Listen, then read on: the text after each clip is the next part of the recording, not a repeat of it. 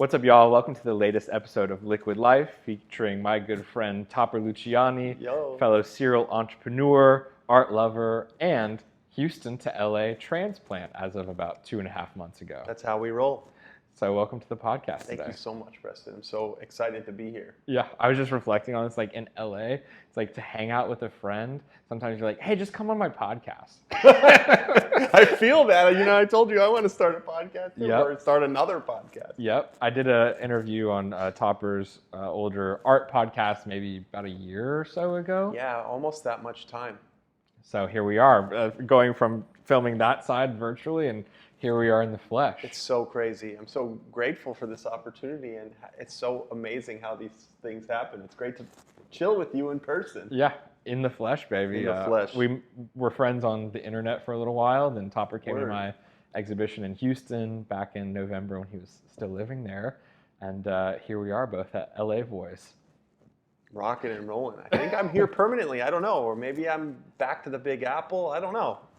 We'll see. Who knows? Who knows? Tri-coastal. Everyone says bi-coastal, but it's really Yo, the tri with that Word. H-town. I'm not going back. It's too hot.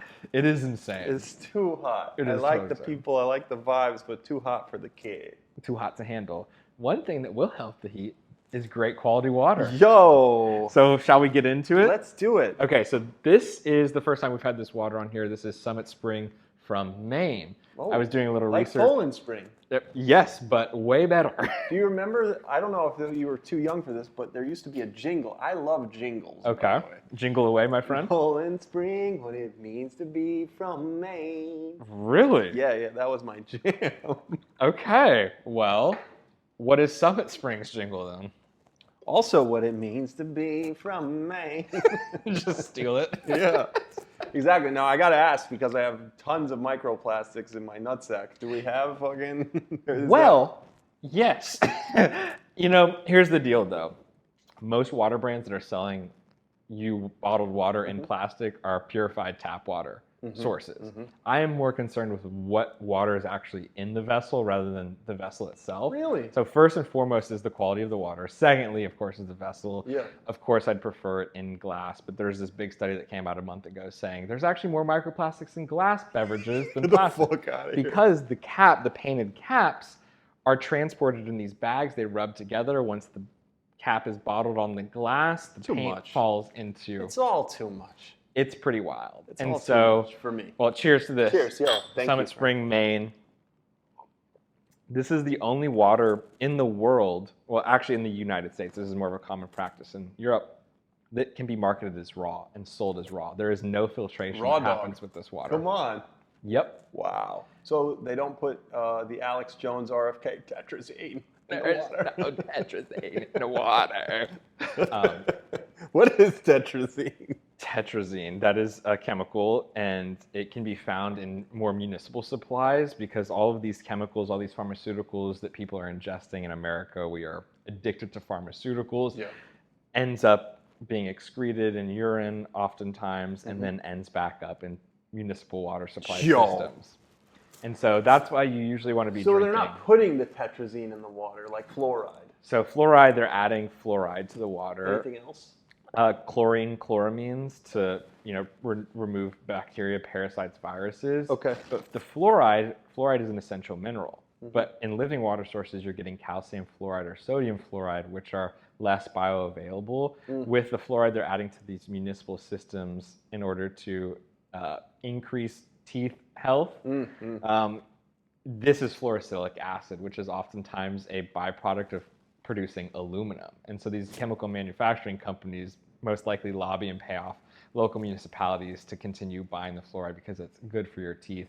Sure, it is, but also you want that calcium fluoride, that sodium fluoride, rather than the fluorosilicic acid. Okay, can I fucking spit a conspiracy theory at you? Of course, my friend. So, I smoked a lot of ganj in my day. I haven't smoked in like 15, 20 years. Really? Yeah. And so every conspiracy theory hits for me. I am a, big time tinfoil hatter.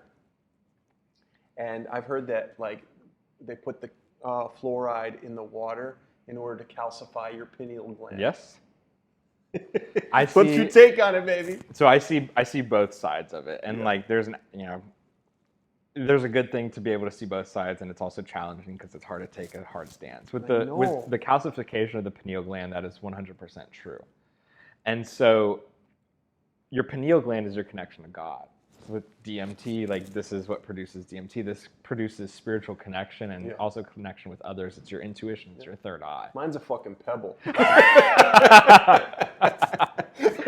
There are ways to actually detox your pineal gland from I'm ready. From the fluoride. Tamarind being one of them. Oh, I need a chisel. And at the same time, like I did so much over the past year to reduce any sort of fluoride from my life that I literally started having some teeth troubles because of it. And then doing research into... Can you gargle it or something, or that won't... Well, Nestle sells fluoridated water for kids. The main issue is actually within children. There are so many studies that it reduces IQ and it makes populations easier to control. Yeah. And so, to me, it shouldn't be something that is automatically added to the water supply system. That's where my kind of conspiratorial brain goes. But we also don't want a society of rotten teeth. Yeah, exactly. You know. But then again, the Amish. Have you seen the Amish? Like, I've seen their teeth in particular. Yo, like apparently, the Amish have unbelievable teeth, unbelievable health. It's probably a raw milk. Well water and raw milk, because they're probably getting that calcium fluoride and the sodium fluoride. Bing bong. And rather than that fluorosilicic acid. Do you remember on YouTube there was a guy who used to smoke doinks in Amish? Fat doinks? Yeah, fat doinks in Amish. Oh yeah. You know what it is. I was watching this morning on like the best buffets in America, and there's an Amish one. Dude, I have been dreaming of going to that fucking buffet. We have to go. Yes. I will fucking make you disgusted with the amount I will consume at that buffet. I don't know anymore. Bitch, I've been dieting, but I'll still fucking gorge there. You went LA on a stopper. I went so fucking LA. Yo, I don't eat. First of all, you want to hear the new diet? Sure. Okay. I eat at fucking noon, 3, and 6. Huh. Also, the biggest thing that changed I lost 18 pounds since I moved to LA in fucking 3 months. Swear to God, I've done Ozempic, I've done Wegovy, I've done Manjaro, all those things. I haven't touched in over a year. Chewing my fucking food changed the game for me. Really? Yes. I chew it until it's a liquid, and that just slows me down because the way I used to consume, it was like a walrus eating a fish. Yes. And so I went to a doctor, and they were like, yo, you have mad clunks of food in this area, undigested.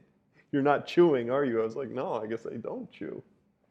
You're supposed to chew your food until it's a liquid, and it becomes liquid life? Yes. Liquid life. That's why we're here, baby. Well, also in Houston, there's nothing to do except eat. Yo, that's another reason I got super fat there. There's no walking. And yeah, there's just gorging. The portions are enormous, and I'm going to eat those fucking things. And great food. Yeah. I literally gain about 7 pounds every time I go back to Houston. It's really the Tex-Mex that gets me. Exactly. It's all of it. It's too expensive to eat out in LA. I know, it's crazy. They don't mess around with those prices, those menu prices. Is no joke. Oh man, one time I went to this sushi restaurant, like some fancy one. It was like Catch in Beverly Hills, right? They put fucking jicama in the sushi. I'm like, yo, Jigga, please, it's too much. It's nasty. I just need my simple sushi. You know, everything has to be so elevated here. And so is the water. And so is the water. That I can mess with, though. Let's get into it. So Poland Spring, you spent a lot of time in Maine through my research this morning, pre-pod, doing some canoeing. Yeah. A lot of summers in Maine canoeing. And so Poland Spring, their original spring was in Maine. Yeah, of course. What it means to be from Maine. And so Summit Spring, their TDS, do you know what TDS is? Total Dissolved Solid. So this measures how much organic matter or the mineral composition is actually in the water. Because water is, of course, H2O. Distilled water has a TDS, total dissolved solid, of 0. and use that for appliances or making tea or coffee. You don't drink that as a form of hydration Yeah. because water is inherently a solvent. It will dissolve whatever it's stored in, and also it'll act the as Grand Canyon. exactly detox. So you'll Grand Canyon your body if you only drink distilled water. So you want minerality in your water. Wow. This water has a TDS, total dissolved solid, of 60, which is very low. Honestly, the lowest living water TDS that I've ever experienced. So that's really interesting. And they market it as raw water. Here in LA, you can buy raw milk from the grocery store. In Texas, you got to go get it from a farmer. But what an interesting water. So if you want to check out this water, find them on the internet, and I think you can get them by the case in these 1 liter bottles. So dope. But so interesting, really unique water. And then we're jumping straight into a very high mineral content water. This is lava hot springs water out of Idaho. This comes out of the ground at 140 degrees Fahrenheit. Yo. Out of a Geyser. hot spring, literally geyser, basically near Yellowstone. And you'll notice like this water is basically a nothing taste because it had such a low total dissolved solid. Taste, that's true. And so the taste comes from those minerals in the water. Like Evian. Yes. Has a heavy taste. Heavy taste. Their total dissolved solid is around 350 milligrams per liter. Word. French water. And Thank you. the main taste in Evian is the sodium bicarbonate, which sodium chloride is salt, NaCl. Ooh, this is nicey. Speaking of salt, so this is soft, would you say, or it's hard? it is a much softer water. Yeah. Now, when it's going through your pipes, this would be considered a very hard water because the calcium-magnesium ratio is probably 10 to 12 times higher than this one. Yo, we out here. It's the silica. Silica gives it that kind of smooth taste. So Fiji water tastes silky, and that's what that is. I love it. Isn't that a pretty incredible water? Absolutely love it. There's a bit of sweetness. This has 110 milligrams per half-liter serving, so the salt is crazy in this one. But salt allows your body to actually absorb the water and hold on to the water. Wow. You have to have those minerals in the water. I had an old lover who we used to go on a website and it was like a spring finder. And we would go to natural springs and fill up jugs at this website. Have you ever seen that Findaspring.com, right? Yeah. That was started by this guy who runs Alive Waters. That's his nonprofit. Yo. Okay, where would you go? In Maine? No, that was like in New York and Connecticut and just the East Coast. But, but like around that when I was living in New York. That's awesome. And what were kind of some of your key experiences or just filling the jugs? I always thought it was such a trip that she was so into the springs and and you'd bring it back to the city where you're living in. Yeah, Manhattan, we'd bring it back Brooklyn, to her place in Connecticut and just all, we put in these, 5-gallon, we'd fill up like a trunk of 5-gallon, glass jugs. And like she'd be, drinking it room temperature, every chick loves water at room temperature. That's a thing too. Yep. And all Eastern cultures, you don't drink cold beverages with your food. Digestion. Yeah. And for me, I'm just like, I don't know. We're very American, you and I. Let me ice that down. Yeah. So with the room temperature, you can actually taste the water. You can taste, when things are cold, your palate doesn't work as well. So water sommeliers, they never drink the water cold. Now, this one, they recommend serving chilled because it has such an intense taste. Some people don't like that.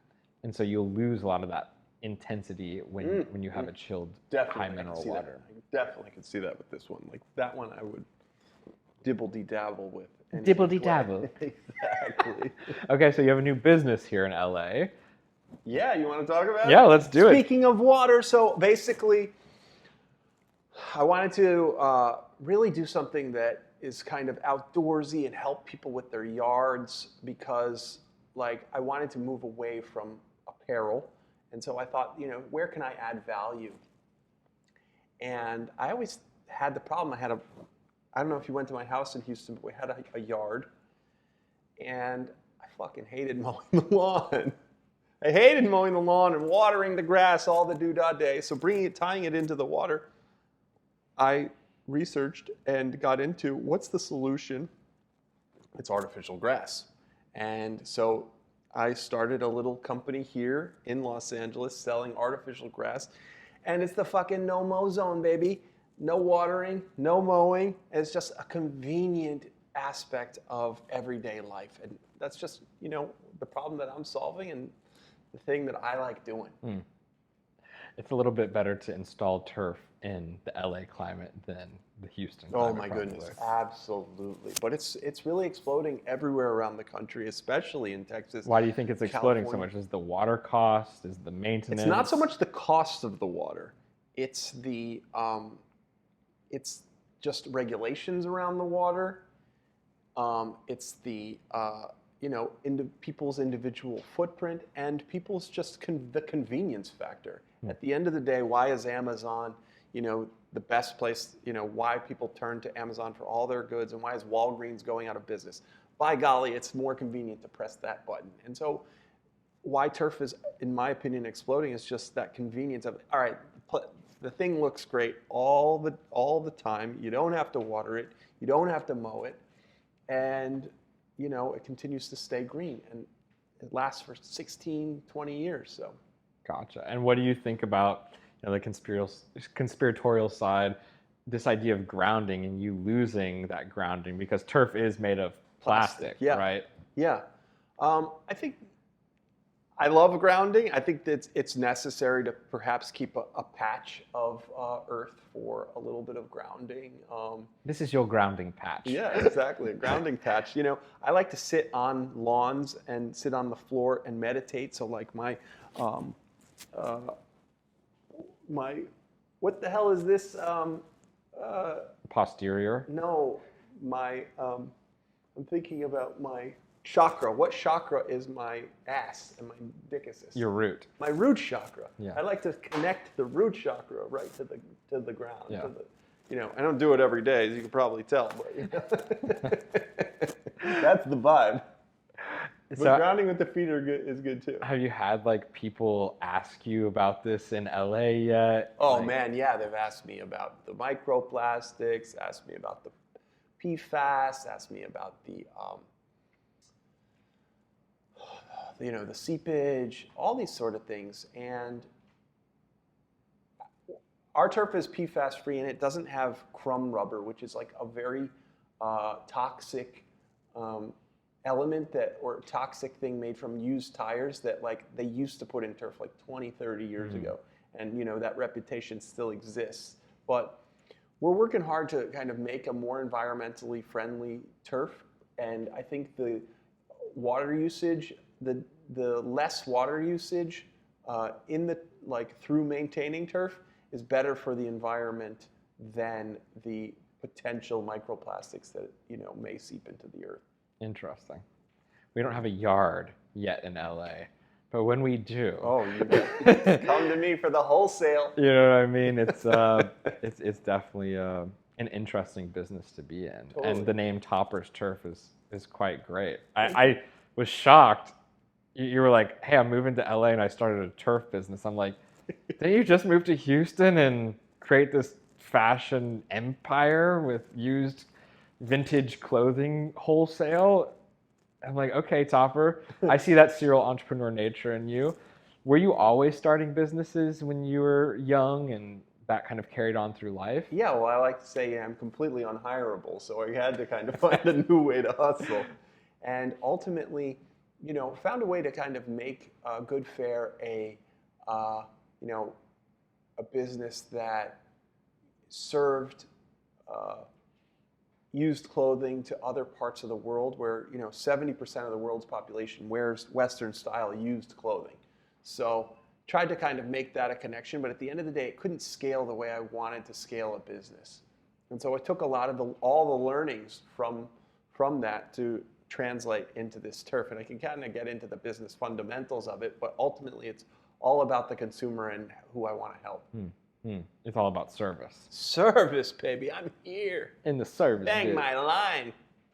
I see that very similar to water. And both of us met through the art world, which is really the complete antithesis to water in many ways. Dude, well, I just have to say this out loud because I was thinking this yesterday, so I need to kind of put it out in the world.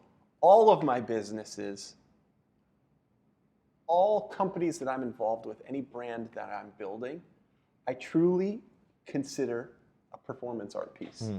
And so business is just my canvas because I'm not a painter and I'm not a sculptor and I can't really do it.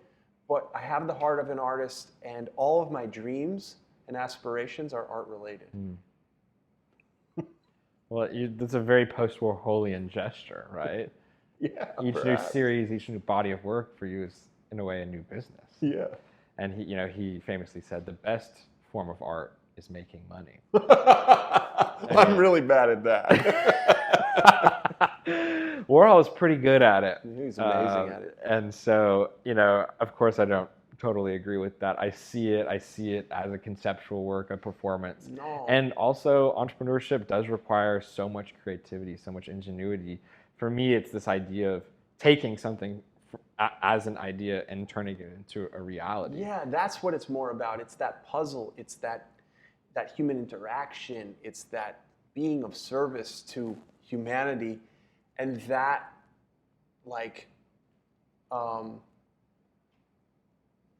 and just being of service to the greater good is how I feel like I can contribute to humanity. And it's just but all of my passion and my heart, wants to be part of that that creativity and that world of art and art history.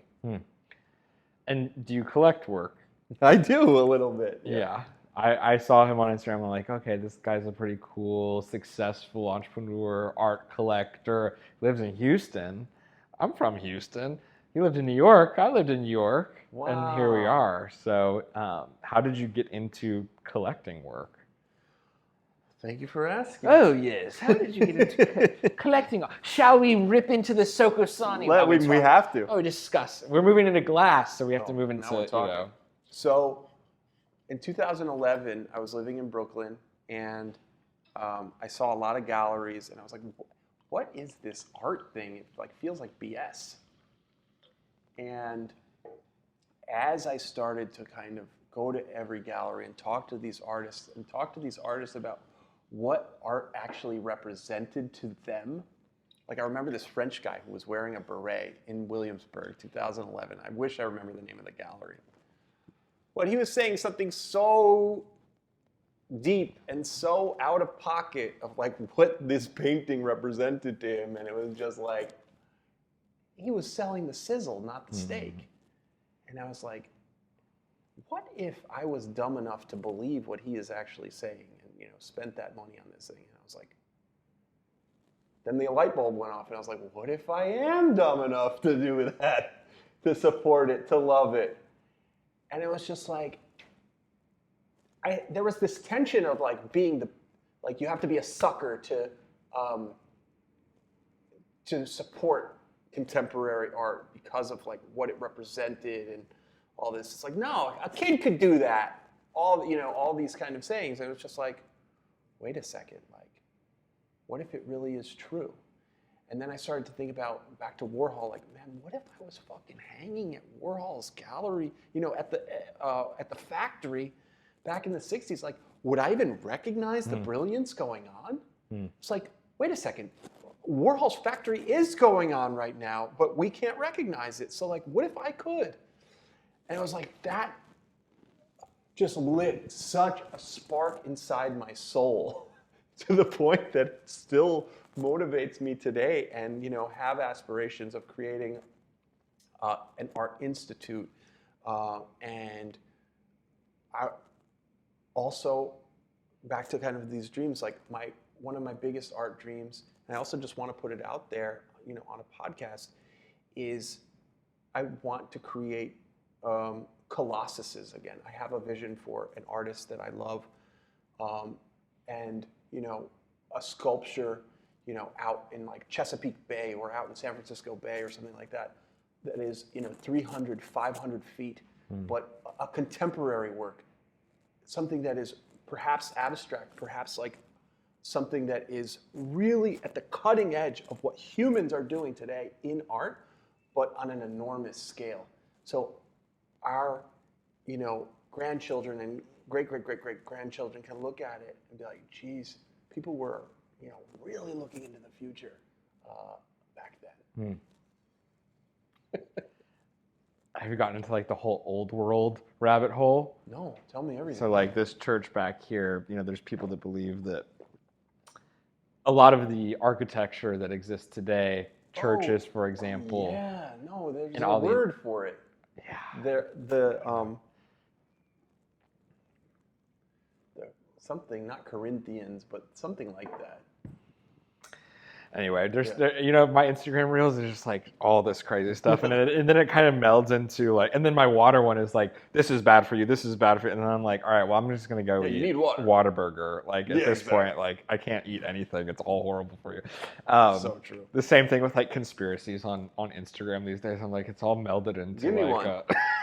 Well, there's old world, but this idea of the sculpture, let's say civilization collapses, but that sculpture remains, and in 1,000 years we're back to like horse and carriage, and this thing still exists, and they're like, what is that ancient alien architecture? Yeah, exactly.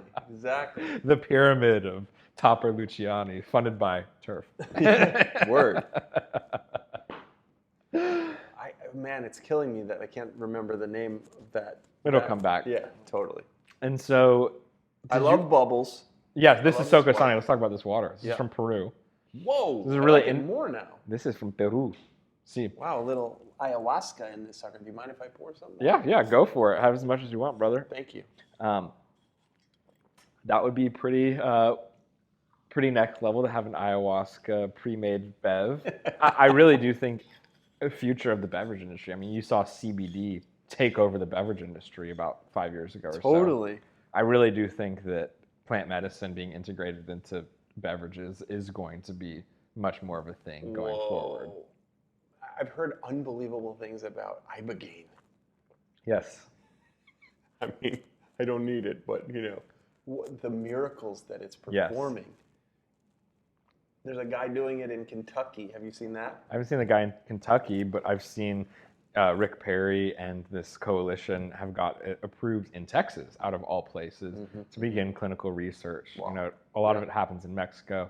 One of my good friends worked at this facility, and the amount of change that I've seen in his life, former fentanyl addict. Damn. I've been sober and in recovery for 11 years personally. It's amazing. And so kind of off-put by the whole plant medicine thing maybe 8 years ago, because it seemed like some hippy-dippy, you just want to go get high. And it does but sound like man, the more and more I see people's experiences with it, the more and more I read about it, it is the future. And in a way, it's the biggest threat to the pharmaceutical industry. Wow. What do you think is going on with that? Like spiritually, mentally? With ibogaine? Or any of them. I think a lot of the pharmaceutical industries want to figure out how they can make money on it first before they allow it to really happen. Jesus. And it's really actually quite similar to living water. So all of these waters on this show that we ever have on the show are living waters. They're never purified tap waters. Well, if you think about it, every tap water supply comes from Mother Nature at one point or another. It's just a matter of how we humans transport it, get it to you, and what we do to alter it. Well, all of these drugs, all these pharmaceuticals are researched through naturally occurring things in the world, through animals, through plants. And then they're kind of manufactured in a lab to create, particular effects for particular compounds, and they're man-made. And so kind of going back to the relationship between that idea and what we're doing with water, it's like people deserve better. They deserve the real. They deserve authentic. And when you're being sold, a smart water bottle for $5 for half liter at the convenience store, if you're paying that premium and contributing to more plastic pollution in the world, at least make it a living water. The main problem with that is, how do you scale it? How do you scale Mother Nature? You talk about scaling, so is Evian not a living water? Evian is a living water. That's pretty scaled. It is pretty scaled. However, a lot of these big businesses, Evian is a pretty small global competitor. So I don't think Nestle owns Evian. I think it's another big European corporation. But Nestle, very famous for being kind of the destroyer of living water. water. Yeah, famously, their CEO said that water is not a human right. I mean, I see it from their business perspective. That Nestle Quick rabbit taking a piss in the water. And their founder historically went into places that had spring sources. He would try and acquire that. If not, then he would go buy the land next door, drill into the aquifer, pump all the water out, and then resell it back to the people. Right. So With that, like a straw. You drink, I'll drink your milkshake or whatever that movie. Have you ever seen that movie? No. Oh man, so good. I think it's called There Will Be Blood. Gotta watch it. Amazing movie. Wait, maybe I've seen that. I'm too busy thinking about Nestle in my mind Yeah, because word. their other first business was baby formula, and lobbying, doing all this marketing, saying breastfeeding is bad for you. Oh my So buy our God. baby formula. Well, then you get these kids addicted to sugar the rest of their lives, and create all these- Diabolical. Yeah, get them hooked from a very early age. Nestle sells fluoridated baby water, so you can buy this Nestle Pure Life water that has fluoride added to it and give it to your baby to help their teeth. Yeah. Oh man. Hard no for me. No. Okay, this black one is calling me. What the hell's going on with that? So these are just 3 art objects that I've oh, made. okay. I was like, what? Who's making black water, tar water, or something? There is a water company called Blackwater, BLK Water. Black water. It has keep on rolling, activated keep carbon on in it. Oh, whoa. So that's yeah, what gives it that. I had the black toothpaste too. Yep. That was like a thing a couple years ago. Yeah. But It's I charcoal. think yeah. And something like they all got recalled or something. Something happened. But I was Turning your went teeth for black. it. Okay, so in the art business, did you ever? So, were you collecting? Back to the art. Yeah, like I'm curious. I don't know. Oh, dude, it just ended up me going to, living in Brooklyn. We're in Brooklyn. Yeah, I lived in New York City for like 18 years. And just living in New York City, living in Brooklyn, wanting to be around artists, I always felt like they were the coolest, like they didn't give a fuck. I always felt like artists were my people, but I always also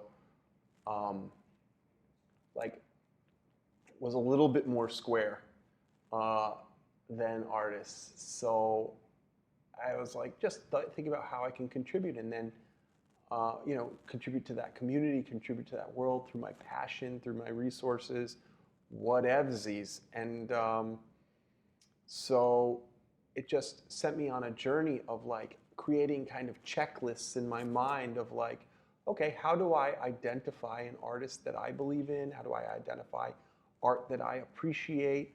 All these sort of things. And like just studying art history, not formally, just looking at it, going to lots of museums, going to lots of studios, trying to immerse myself in what good art is. Like I watched this, like I bought this, there was this thing before YouTube, was the thing called the Great Courses. It's still probably a business, but basically I bought like every art great course. Watch them. Like, okay, just learning about like different painting styles. And then as you look at enough, you start to see like, okay, is this artist like following, kind of different, like, I don't want to say rules, but there are frameworks that like separate art, like in the sense of like, you don't just want someone who's going to just copy Basquiat, but you do want someone who might reference Basquiat in a very subtle way within the work. So like being able to identify those things becomes kind of the language that I started to love as a patron of the arts. Mm-hmm. I'm thinking of like those grand reveal painting videos on Instagram where they start, about 90% of them, it's like fake Basquiat. Fake Basquiat. One of my mentors in Houston, I gave him one of these paintings from many moons ago when I was in my Basquiat era. Had to be done. And it had to be done. I got together with him, and he had it unstretched because the stretcher was all messed up, and he gave it back to me. So I have my Basquiat Wow. phase. I feel like every painter goes through a Basquiat phase. They go through a Rothko phase. They go through a Warhol phase. And it's Well, that journey is very admirable. And like that goes back to that Picasso quote. Good artists borrow, Copy. great artists steal. Yes. Yeah, copy, great artists steal. So like, there's a fine line, and like, but there are rules to it, or there is a framework that needs to be followed in some way. It's like you are able to take so much from so many different reference points that it becomes indiscriminate, and then it becomes uniquely you. There we go, and that is what fundamentally is what's pushing art history forward. And what I'm looking for is an artist like you who's just trying to take their own little piece and make their own little chapter of art history. And that fundamentally is, what I recommend collectors doing. But first, loving the work. And then second, is it, do you feel in your heart and your mind that this is contributing to pushing the definition of what art is forward a little bit? And that to me also is so enthralling, that like artists are living in the future. Like they're thinking about, like there was a collector that I knew who said to me, if I understand the work, by the time I understand the work, I can't afford it. Mm-hmm. So it's like, so these artists are thinking about shit that's so far ahead, and so undescribable, and that is really exciting to me. Do you feel like some of that has been lost over the past 5, 6, 7, 8 years? Because in a way, I feel like the art world has championed the status quo and not offending anybody, not pushing any boundaries. And I think we're seeing a lot of those consequences financially as a result of that. I think like it's really hard to say, because like there's always like what's going to feed you today and what's going to kind of resonate in the context of art history tomorrow. And like both of those things, like unbelievable if they could fucking match up. But they're almost two distinctly different things. Yeah. And it's like, all right, you got to cater to certain markets. You have to, be able to play the game with certain patrons. But also, what's going to resonate throughout history? What is going to change the way humans perceive this thing? And fuck, that takes literally the artist's blood to figure out and to push that fucking envelope.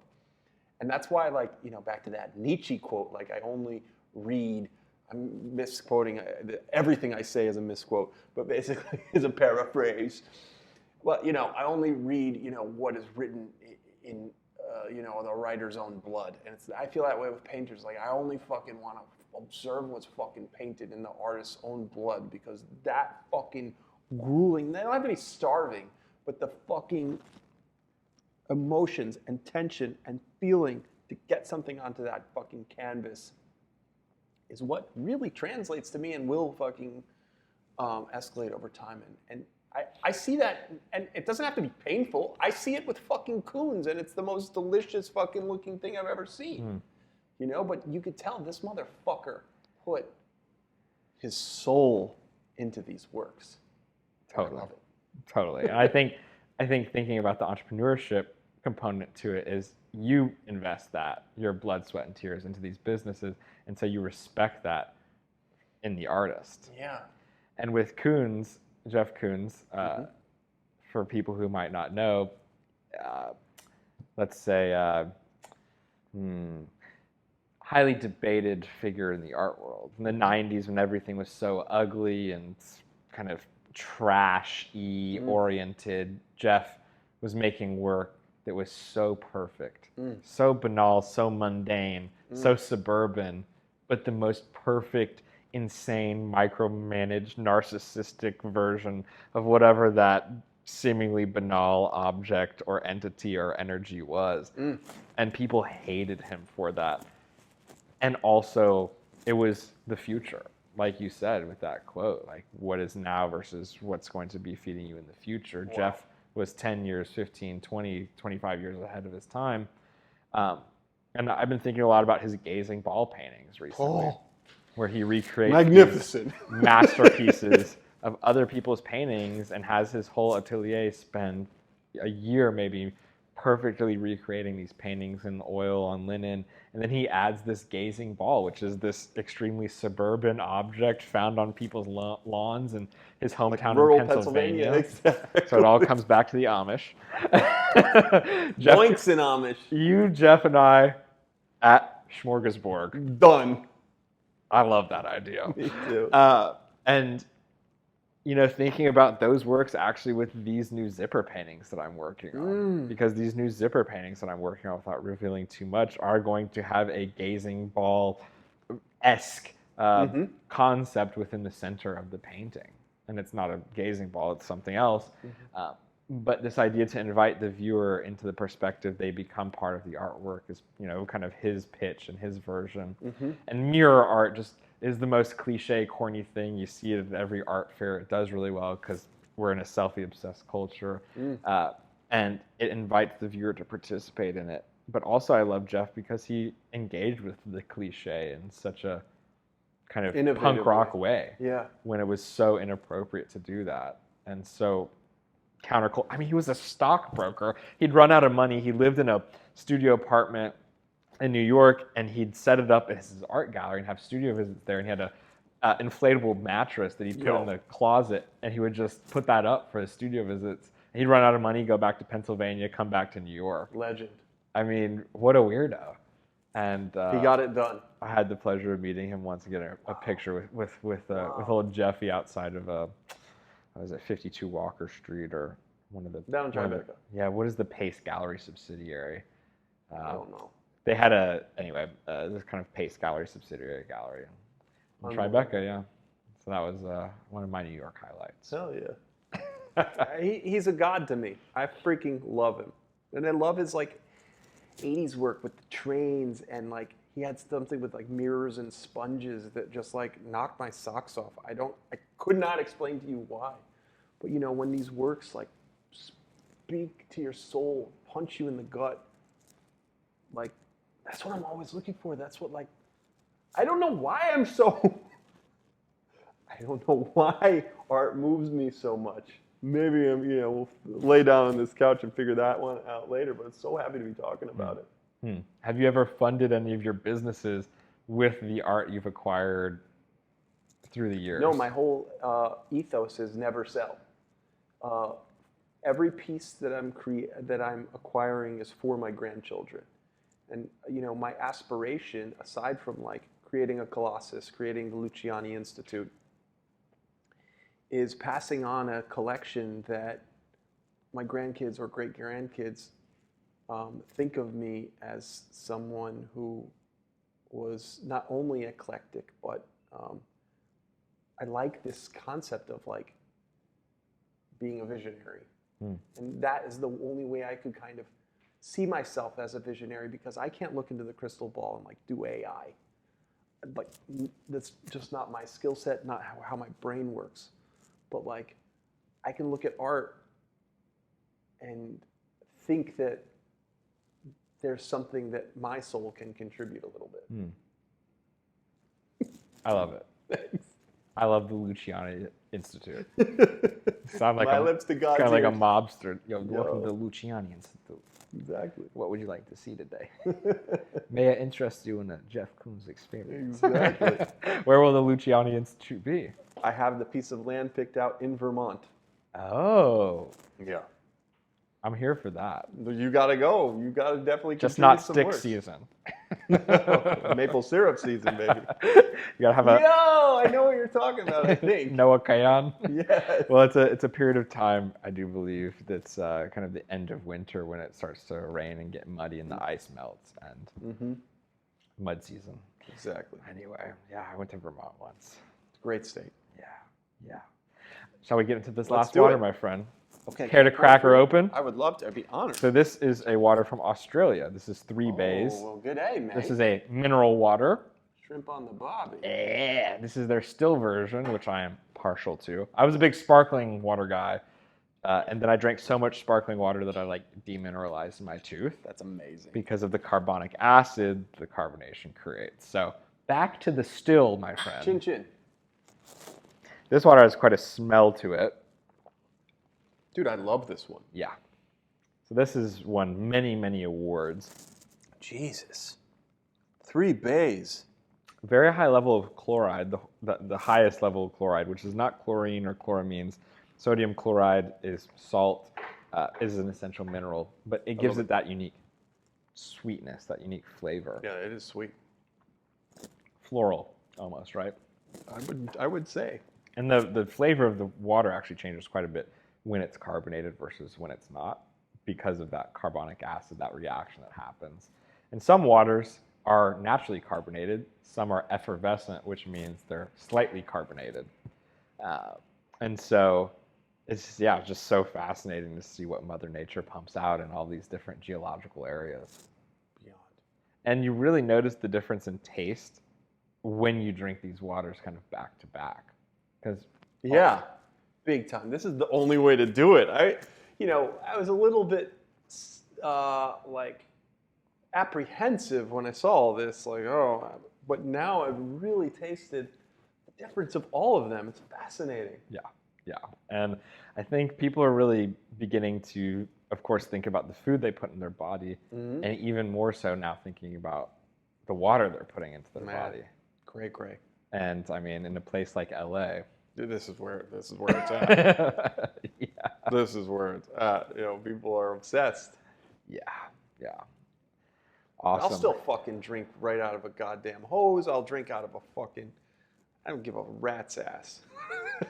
Well, if you go look into, what is coming out of that faucet right there from the LA County website, you might start to think twice about chugging that water. Feel that. From time to time, great. It's a freaking blessing. It's a miracle that you can just have potable, amazing, overall quality drinking water come out of your tap. It's a miracle. And at the same time, it's insane what's in our water supply. Give us a taste. Tell us a little bit. I mean, talk about PFAS, talk about tetrazine, talk about all of these other forever chemicals. And the real kicker is DBPs, which are disinfection byproducts. So what happens is when these chemicals from these pharmaceuticals that end up back in our municipal water sources interact with the chlorine and chloramines that we're treating the water with to kill viruses, bacteria, parasites, they create all these other new compounds that are extremely carcinogenic and haven't really been studied because they're new. Yeah, Jesus. Right? And so that's the real scary part, and they hide that on the water reports in the very, very, very last page. And, there are these 6, worded names for these chemical compounds that, of course, you've never heard of.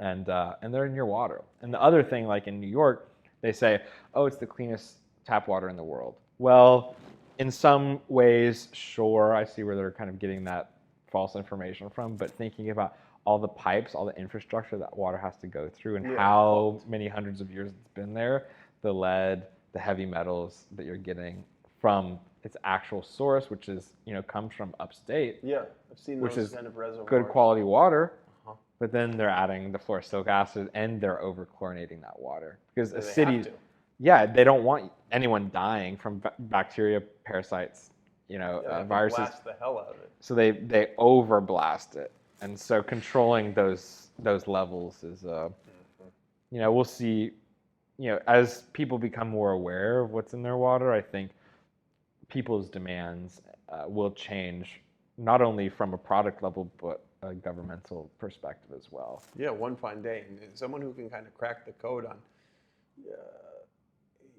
being able to kind of kill the bacteria without chemicals or something like that, through these UV lights or some shit. Yeah, so UV light sterilization, most water companies filter using that, which is great.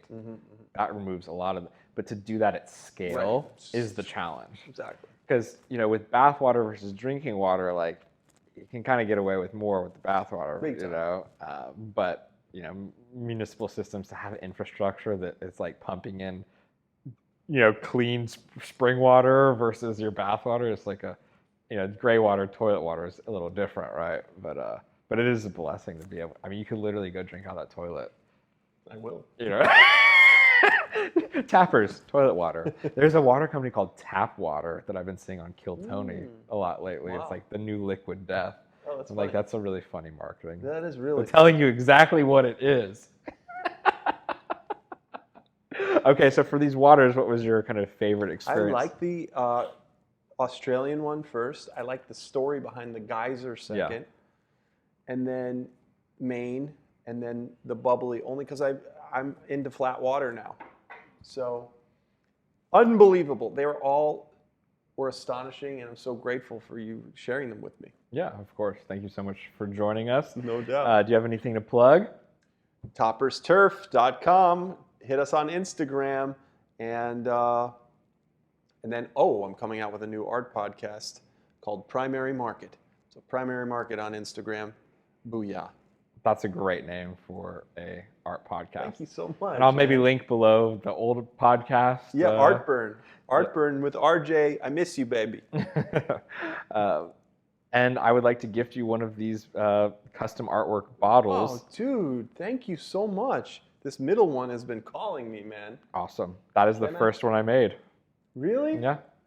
Dog, thank you so much, man. Yeah. Only So because good. Topper is a real art collector.